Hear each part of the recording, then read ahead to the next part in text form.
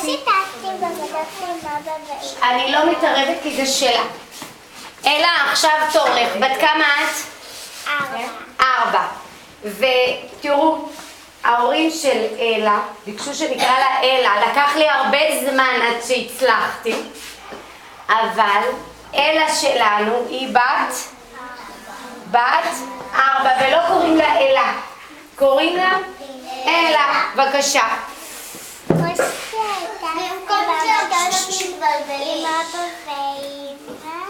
טסת במטוס עם אבא ואמא לארץ אחרת, נכון? לחוץ לארץ. היא טסה לבלגיה.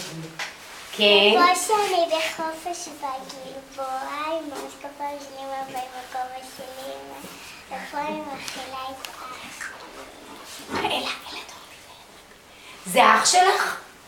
באמת? אני חשבתי שזאת בובה יפה גדולה.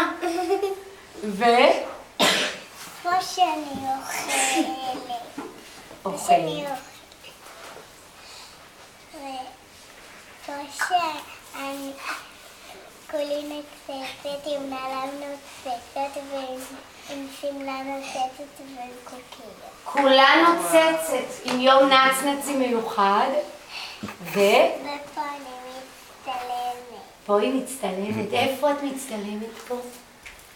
בגן. נכון, מגיע לכפיים לילד שלנו. מה? מאמה.